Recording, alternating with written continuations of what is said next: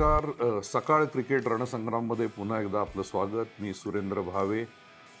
आपल्यासाठी अजून काही छान गोष्टी घेऊन आलेलो आहे. आपण त्याच्याबद्दल ॲनालिसिस करू टेक्निकचं आणि अनेक गोष्टींबद्दल बोलू. त्यातला आजचा विषय आपला आहे जसप्रीत बुमराह. जसप्रीत बुमराहमध्ये काय युनिक आहे असा प्रश्न अनेक लोक विचारताना मला दिसतात. बुमराहचा आपल्याला जर बघितलं तर रनअप हा त्याचा छोटा आहे. आता रनअप हा जो असतो त्याच्यात खूप बॅट्समन त्या रनअपमधनं अनेक गोष्टी कलेक्शन ऑफ इन्फॉर्मेशन ज्याला म्हणतो त्यातनं बरीचशी माहिती घ्यायला बघत असतात जेव्हा ते आपल्या स्टान्समध्ये उभे असतात. ही वेळ एखाद्या अतिशय लांब रनअप असलेल्या बॉलरकडनं खूप जास्त मिळते.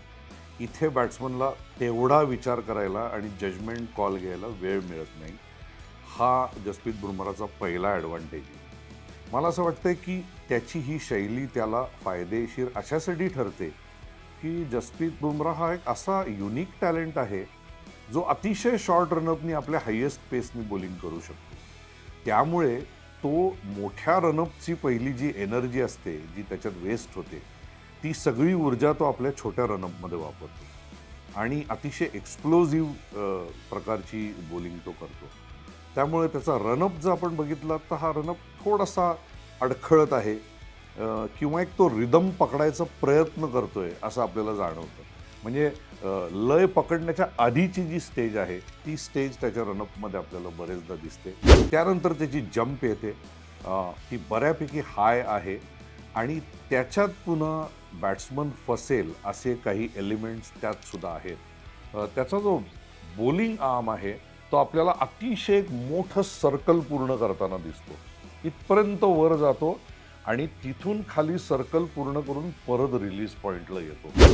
आता ह्याच सुमारास सगळ्या बॅट्समननी स्वतःच्या माइंडला असं ट्रेन केलेलं असतं किंवा ते ट्रेन झालेले असतात की एका विशिष्ट क्रमाने बॉलिंगची ॲक्शन ही समोर तुमच्या उलगडत असते. त्याच्यात नेहमी पहिल्यांदा बॉलिंग आर्म, मग लगेच नॉन बॉलिंग आर्म आणि मग हे चक्र फिरून बॉलिंग आर्म वर जातो. हा युजली हा सिक्वेन्स असतो.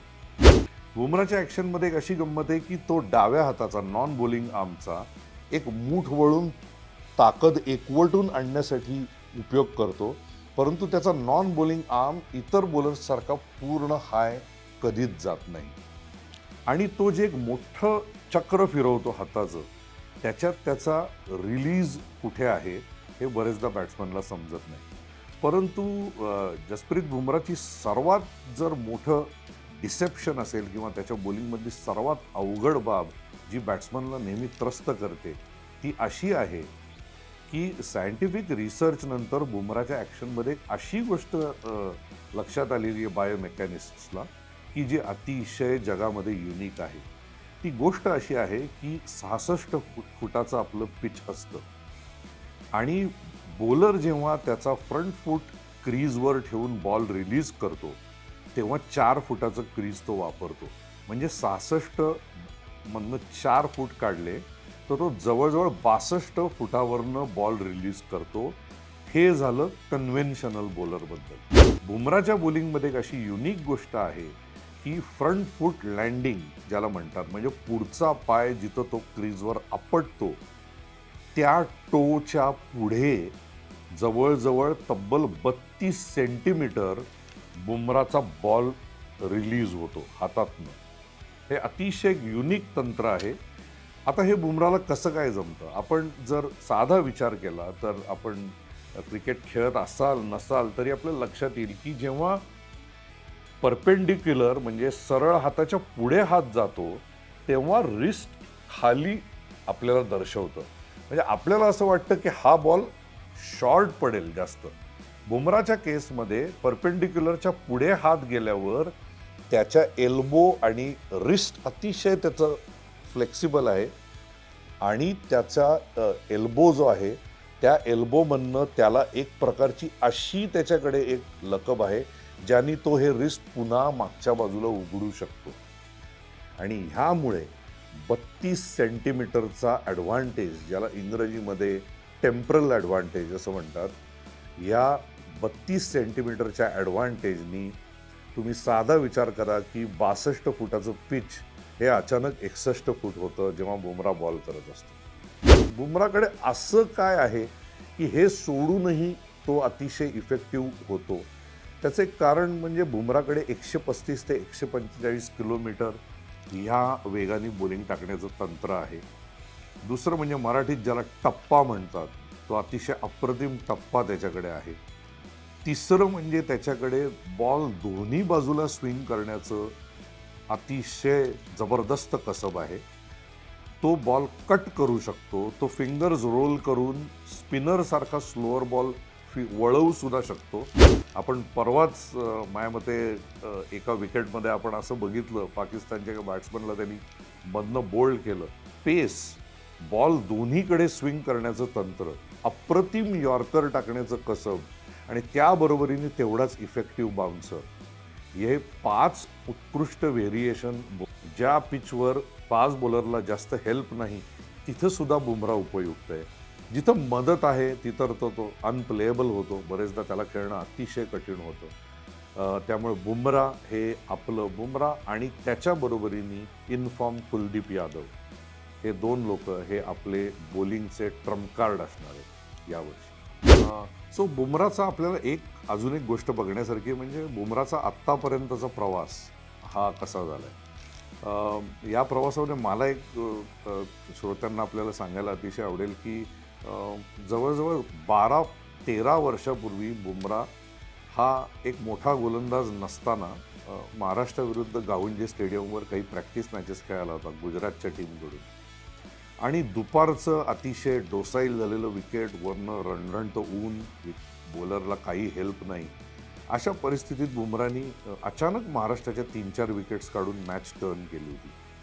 आणि त्यावेळेस मला आठवतंय मी गुजरातच्या अनिल पटेल म्हणून त्यांचे कोच होते, त्यांच्याशी बोललो होतो की हा बॉलर अतिशय युनिक वाटतो. तर तेव्हा त्यांचंही म्हणणं असंच पडलं की त्याच्या एका विशिष्ट शैलीमुळे अनेक लोकांना त्याचा रिलीज पॉईंट दिसत नाही, त्याचा बॉल कुठे रिलीज होतो त्याचा अंदाज बांधता येत नाही. ओव्हर द इयर्स आपण बघितलं की बुमराच्या ॲक्शनमध्ये अनेक प्रकारचे छोटे छोटे बदल झाले. त्यांनी स्ट्रेस फ्रॅक्चरमधनं सुद्धा बाहेर येऊन पुन्हा एकदा अप्रतिम परफॉर्मन्स केला. रणजी ट्रॉफी आणि आपल्या डोमेस्टिक क्रिकेटमध्ये तो अतिशय घातक आहेच आहे, परंतु IPL मध्ये सुद्धा त्यांनी आपला एक दबदबा बनवला. अप्रतिम यॉर्कर्स, व्हेरिएशन्स, ज्याला चेंजअप्स असं म्हणलं जातं इंग्रजीत, ते अतिशय उत्कृष्टपणे त्यांनी एक्झिक्यूट करायला सुरुवात केली. आणि तो मुंबई इंडियन्सचा एक महत्त्वाचा बॉलर की ज्याच्या पहिल्या 2 ओव्हरमध्ये विकेट्स जाण्याचे खूप हाय चान्सेस असतात. मग तो मिडल ओव्हरमध्ये त्यांनी एखादी ओव्हर टाकली तर, नाहीतर शेवटच्या 2 ओव्हर त्याचं परफेक्ट एक्झिक्युशन यॉर्कर्सचं असतं, हे आपण सगळ्यांनी बघितलेलं आहे. अतिशय कल्पकतेने तो त्याची व्हेरिएशन्स मिक्सअप करताना दिसतो. हे पण एक बुमराचं अतिशय मोठं वैशिष्ट्य आहे. आणि या वैशिष्ट्यांना अनुसरून जसा बुमरा वर आला, आणि बुमराचं खरं नाव मोठं तेव्हा झालं की जेव्हा आपण ऑस्ट्रेलियामध्ये टेस्ट सिरीज जिंकलो. तेव्हा माझ्यामध्ये रवी शास्त्री प्रशिक्षक होते आणि ऑस्ट्रेलियामध्ये आपण टेस्ट सिरीज जिंकलो. त्याच्यात बुमरानी एक अतिशय मोठा रोल प्ले केला. त्यातला आपल्याला माहिती आहे की शॉन मार्शला त्यांनी अतिशय चांगला सेट असताना लंचच्या आधीच्या शेवटच्या बॉलला वन डेमधला अतिशय फायदेशीर बॉल, लूपिंग स्लो यॉर्कर, ज्याचा स्पीड अतिशय कमी होता, तो लूप डाऊन झाला आणि डायरेक्ट त्याच्या बुटावर पडून लंच, स्ट्रोक ऑफ लंच बुमराने आपल्याला एक विकेट काढून दिली होती. त्याच्याबद्दल जगभर प्रचंड चर्चा झाली होती. जसप्रीत बुमराकडनं इंडियाला खूपच अपेक्षा आहेत आणि त्या सार्थ आहेत. कप्तानालाही त्याच्याकडनं अपेक्षा असणार, इंडियामधल्या सगळ्या फॅन्सला असणार, इंडियाचे जगभर पसरलेल्या फॅन्सला पण त्याच्याकडनं खूप अपेक्षा आहेत. तर या अपेक्षा कशामुळे आहेत याचं जर आपल्याला स्पष्टीकरण द्यायचं झालं तर बुमरा या अतिशय छोट्या रनअपमध्ये 135 ते 145चा पेस जनरेट करतो. त्याच्याकडं 5th-6th स्टंपवरनं अतिशय मोठा इनस्विंग, जो अनेकदा बॅट्समन ज्याच्यात फसतो, तो बॉल त्याच्याकडे आहे. त्याचबरोबरीने त्याच्याकडे एक व्हेरिएशन बॉल आहे जो इनस्विंग न होता सरळ जातो, बरेचदा तो बॉल बाहेरही जातो. हा पण त्याचा विकेट टेकिंग बॉल आहे. बुमरानी नवीन बॉलवर विकेट्स काढल्या तर इंडियाला नेहमीच ॲडव्हान्टेज राहतो मॅचमध्ये. पण समजा बुमराला नवीन बॉलवर विकेट मिळाली नाही, तरी कधीतरी मिडल ओव्हर्समध्ये त्याला सरप्राईज म्हणून 2 ओव्हर आणलं जातं. तेव्हा तो आपल्याला विकेट्स काढून देतो. आणि डेथ बॉलिंग ज्याला म्हणतात, शेवटच्या 10 ओव्हरमधला तर तो वर्ल्ड क्रिकेटमधला एक बादशाह आहे असं आपल्याला म्हणायला हरकत नाही. सो या तिन्ही फेजमध्ये बुमरा आपल्याला विकेट्स काढून देऊ शकतो. आणि त्याचा मोठा इनस्विंग, त्याच्या जोडीने जाणारा त्याचा आउटस्विंग, सरप्राईज एलिमेंट म्हणून टाकला जाणारा त्याचा bouncer, leg cutter, off cutter, yorkers आणि लूपिंग यॉर्कर, ही अशी सगळी व्हेरिएशन, ही सगळी अस्त्र तो आपल्या गेममध्ये आणतो. त्याचं योग्य मिश्रण तो तयार करतो आणि तिथं तो फलंदाजाला फसवतो.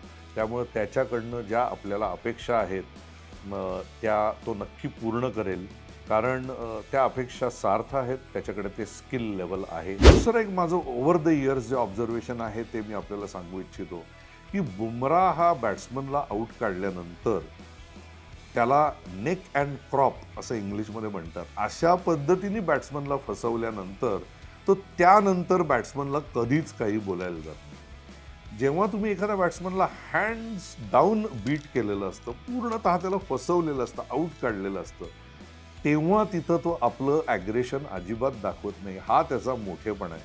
म्हणजे हाच अतिशय मोठा गुण कपिल देव यांच्यामध्ये होता की अनेक लोकांना त्यांनी अतिशय म्हणजे अप्रतिम गोलंदाजी करून आऊट काढलं, पण कुठल्याच फलंदाजाला ते कधी काही वेडावाकडं बोलताना दिसले नाही. हा गुण मला जसप्रीत बुमरामध्ये दिसतो. म्हणजे क्रिकेट एन्जॉय करणं, आपल्या क्रिकेटिंग इंटेलिजन्सचा, कल्पकतेचा उपयोग करणं आणि भारताला आणि त्याच्या टीमला जेव्हा हवी तेव्हा विकेट काढून देणं, ह्यामुळे बुमरा हे वर्ल्ड कपमधलं भारतीय संघाचं आणि आत्तापर्यंत आणि ह्यानंतरच्याही प्रवासात आपलं एक मुख्य अस्त्र राहणार आहे.